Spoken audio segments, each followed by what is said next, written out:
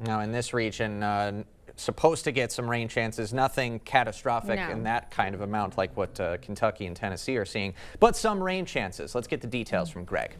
Yeah, we definitely have some rain coming on the way. Damp conditions, not a lot of rain to be expected. We're continuing our severe weather awareness week here for Minnesota and Wisconsin too. Today's, if you go to News 8000/weather, you'll see that we have the tornadoes. We'll go through all the tornadoes, break down what the scale is and how often we actually see it. If in fact the last EF5 or F5 tornado that Wisconsin saw was Oakville back in 1996, and before that was Barneveld. So it's rare we get an EF5, but if you look at the video, you'll see how often we get the EF3s and EF4s too overall. But for us, we just have the precipitation coming. It'll be more showers north of I-90. Now if you're south of I-90 for Wednesday, it could be more of a steady light rain early afternoon right before the evening commute. That's probably where most of the rain will fall. We do have opportunity for the weak system coming Thursday morning. It can provide a little bit of rain or snow. Now we're expecting not road impacts with the snow, given that the temperatures will be in the mid-30s, but we might see some snow occurring for some locations. But for tomorrow, it's not really going to see much in the way of precipitation, probably until we get closer to about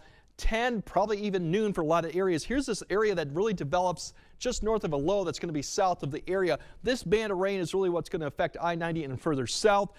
Moderate actually potential rain too as you go into south central Wisconsin. This may extend all the way further up, but a lot of the areas north of I-90 may see a few showers, may not see much of anything in the afternoon hour.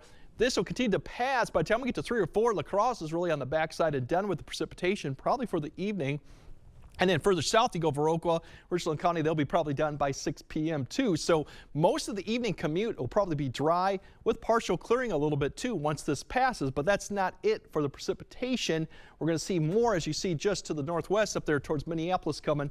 That's the next wave that'll dive south. That's more for probably after midnight going into tomorrow morning. This will be more shower activity. It won't be really a steady rain. As you can see, some activity approaches probably after midnight. Then we might see a little bit of a line or area develop just along I-94 as we get past 4 a.m. And this is where we might see a little bit of changeover during the morning commute. We're talking like Black River Falls, maybe down to Sparta, Folks Field area. That could turn to briefly snow. That will actually end probably by 9 to 10. We'll still see showers throughout Thursday, but really light activity. Most areas will probably just see a lot of cloud cover as we go into Thursday afternoon and Thursday evening, but we still could see a shower or two. Now, if we look at the precipitation, the rainfall really is with that band coming Wednesday afternoon. Otherwise, a lot of the areas to the north may see a tenth to a quarter. Further north you go, lesser likely you're going to see a tenth of an inch. Now this is just through Wednesday afternoon. Now we go into Thursday morning. That's where you see the precipitation line up with that next little band along I-94, and that could be in the form of a little bit of snow. And as you see here, we're going to see some of the snow kind of develop here just a little bit.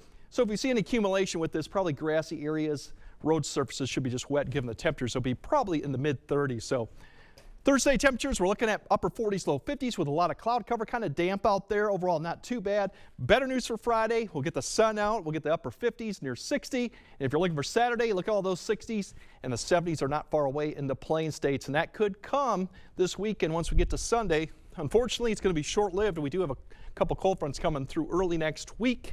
Looks like a lot of wind, more than precipitation with it. And then we'll cool back down for next Tuesday and Wednesday. So damp conditions for a couple days, and then it definitely improves for Friday and the weekend as of now. All right. Thanks, Greg.